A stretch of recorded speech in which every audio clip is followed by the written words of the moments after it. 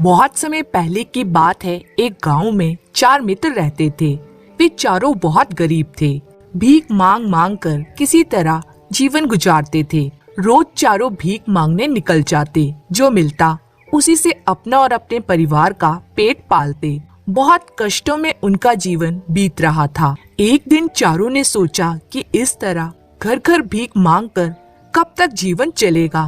क्यों न राजा के पास जाकर भीख मांगी जाए। राजा जो देंगे उससे निश्चित हमारे जीवन में कोई अभाव ना रहेगा। लेकिन राजा के पास जाकर उनसे भद्रता पूर्वक ठीक ठाक बात करनी पड़ेगी। परंतु वे चारों तो गंवार थे। जो बोलना चाहिए वह ना बोल कुछ और बोल देने से तो राजा नाराज हो जाएंगे और उन्हें धक्का दिलवा कर बाहर निकाल देंगे।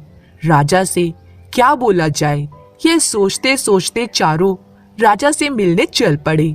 चलते चलते उन लोगों ने देखा कि एक मोटा चूहा मिट्टी खोदकर बिल बना रहा है। उसे देखकर एक मित्र चिल्ला उठा, पा गया पा गया। राजा को क्या बोलकर भीख मांगूंगा, यह मुझे समझ में आ गया। अन्य मित्रों ने उससे पूछा, क्या बोलेगा राजा को? उसने कहा, राजा को कहूंगा, देखिए देखिए मिट्टी खोदे खपाखप। यह सुनकर बाकियों ने सोचा कि हमारी समस्या का हल तो हुआ नहीं। कुछ और आगे चलने पर उन लोगों ने देखा कि एक मेंढक जोर से उछला। यह देखते ही दूसरा मित्र चिल्ला उठा, मिल गया मिल गया। राजा को क्या बोलूंगा, यह मिल गया। बाकी सभी ने पूछा, क्या बोलेगा? उसने कहा, बैठ गया है धपाधप। 2 मित्रों की समस्या दूर हो गई थी। बाकी के दोनों मित्र चलते चलते ध्यान पूर्वक रास्ते के दोनों ओर देखते हुए जा रहे थे। अचानक उनकी नजर एक सूअर पर पड़ी। वह कीचड़ में लोट-पोट हो रहा था। यह देख एक मित्र उछल पड़ा, पा गया पा गया। राजा को क्या बोलना है, यह पा गया। सभी ने उत्सुकता से पूछा, क्या बोलना है, हमें भी बताओ। उसने कहा, मैं कहूँगा, घसते रहो घसाघस फिर दो पानी। तीनों मित्र की समस्या सुलझ गई। चौथे को समझ में नहीं आ रहा था कि वे क्या बोलेगा। चलते चलते वे शहर में प्रवेश कर गए। सड़क के दोनों ओर घर थे। लोग रास्ते में जा आ रहे थे। एक आदमी बहुत तेज गति से शहर की ओर जा रहा था। उसे देखते ही चौथा मित्र बोल उठा, पा गया पा गया। राजा को क्या बोलना है, पा गया। मैं कहूँगा, बड़ा रास्ता छोटी गली, जानता हूँ तुम क्या करना चाहते हो। सब अपनी बात को याद करते करते शहर के मुख्य बाजार में पहुँचे। एक सज्जन से उन्होंने सारी बातें एक कागज में लिख देने का अनुरोध किया ताकि वे राजा को अपनी बात बोलने में गड़बड़ा ना जाएं। उस व्यक्ति ने उनका अनुरोध स्वीकार कर उनकी बातें एक कागज पर लिख दी। चारों राजभवन में पहुंचकर राजा के सम्मुख उपस्थित हुए। वे इस बात पर खुश थे कि राजा को बोलने का कोई जोखिम नहीं रहा। राजा ने कागज को ध्यान से पढ़ा पर उन्हें कुछ भी समझ में नहीं आया। उन्होंने अपने दिमाग पर बहुत जोर दिया पर कुछ भी उनके पल्ले नहीं पड़ा। चारों मित्रों ने देखा कि राजा मुश्किल में पड़ गए। उनकी लिखी बातें उनकी समझ में नहीं आ रही हैं। उन्हें डर लगा कि कहीं राजा उस कागज पर लिखी बातों को पढ़कर उनसे उनका अर्थ समझाने के लिए ना कह दें। उन्हें तो पढ़ना भी नहीं आता था और डर के मारे वे अपनी अपनी बात भी भूल चुके थे। फिर उस व्यक्ति ने उस कागज में उन्हीं की कही बातें लिखी होगी, इसकी क्या गारंटी थी। डर के मारे वे वहाँ से 9-11 हो गए। इधर राजा के मंत्री के मन में राजा को मारकर राजगद्दी पर बैठने का पाप जागा। उसने एक षड्यंत्र रचा। उसने राजा के हजाम एवं एक नायब को अपने षड्यंत्र में शामिल किया। उसने हजाम को कहा कि कल जब तुम राजा की हजामत करने जाओगे तो उसरे से उनका गला काट देना। लोभ में पड़कर हजाम राजी हो गया, लेकिन राजमंत्री ने एक दूसरी योजना भी बना रखी थी।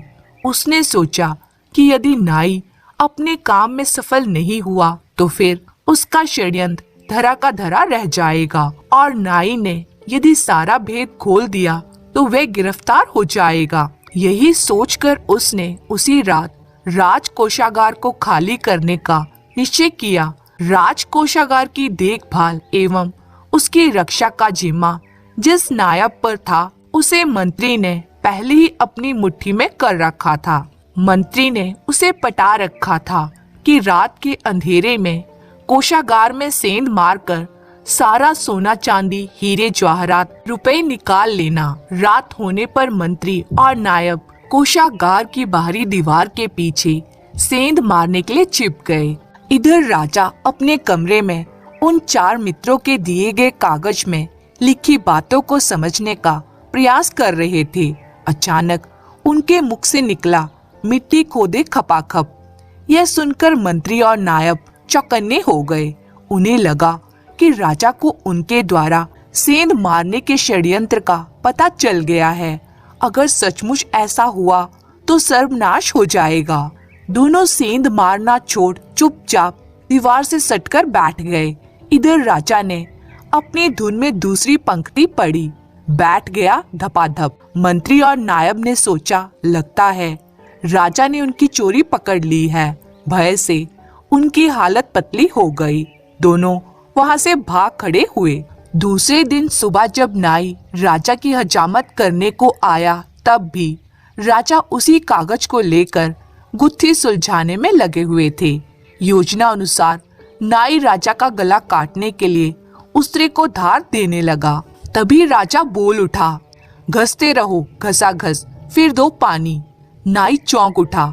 उसने सोचा राजा हजामत से पहले उनके मुख पर पानी लगाने के लिए बोल रहे हैं, इसलिए जब वह राजा के मुख पर पानी लगाने लगा तभी राजा बोल उठे, जानता हूँ तुम क्या करना चाहते हो। नाई को काटो तो खून नहीं। उसने सोचा कि निश्चित रूप से राजा उसकी चाल समझ गए हैं। बचने का कोई उपाय नहीं जानकर वे राजा के पैरों पर गिर पड़ा और अपना सारा अपराध स्वीकार कर लिया। इसके साथ ही उसने मंत्री के षड्यंत्र का भी भांडा फोड़ दिया। सब सुनकर राजा ने नायब को आदेश दिया कि मंत्री और नाई को अभी बंदी बनाकर कारागार में बंद कर दिया जाए। नायब ने सिपाही को बुलाकर नाई को गिरफ्तार कर लिया। जब उसे गिरफ्तार कर ले जाया जा रहा था तब राजा के मुख से अचानक निकल गया, मिट्टी खोदे खपाखप। यह सुनकर नायब ने सोचा कि यह तो सर्वनाश हो गया। निश्चित रूप से राजा उसके द्वारा सेंध मारने की बात कह रहे हैं। अब तो उसे भी कारागार में जाना पड़ेगा। बिना देरी किए वह राजा के पैरों पर गिर पड़ा और अपना अपराध स्वीकार कर लिया। अपने खिलाफ चलने वाले इतने बड़े षड्यंत्र को जानकर राजा तो भीषण आश्चर्य में पड़ गए। बाहर जाकर कोषागार की दीवार पर सेंध काटने से हुए गड्ढे को उन्होंने अपनी आंखों से देखा। राजा के आदेश से तीनों अपराधियों को कारागार में डाल दिया गया। राजा ने सोचा, यह तो सामान्य बात नहीं है। इतने बड़े षड्यंत्र की बात उन चारों ने सांकेतिक रूप से उन्हें पहले ही बता दी थी। उस कागज में लिखी बातों के कारण ही तो आज उसके प्राण बच गए। कोषागार लूटने से बच गया। राजा ने उन चारों को ढूंढने के लिए चारों दिशाओं में अपने दूत भेजे ताकि उन्हें सम्मानित एवं पुरस्कृत कर सकें। लेकिन चारों मित्र राजा की उस भंगिमा को देखकर इतने डर गए थे कि वे भागकर कहीं चले गए। किसी को भी उनकी कोई खबर नहीं मिली। एक समय की बात है, किसी एक राज्य में हरिशंकर नाम का राजा राज करता था। उस राजा के 3 बेटे थे। उसकी ख्वाहिश थी कि उसका सबसे काबिल बेटा उसकी राजगद्दी संभाले, लेकिन वे इस बात से असमंजस में था कि तीनों में से किसे वे अपना राजपाट सौंपे। एक दिन राजा को एक तरकीब सूझी।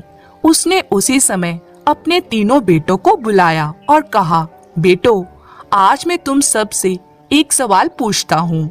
अगर तुम लोगों के सामने एक गुनहगार खड़ा हो तो तुम उसके साथ क्या करोगे? इस पर राजा के पहले बेटे ने कहा, उस अपराधी को सजाए मौत की सजा दी जानी चाहिए।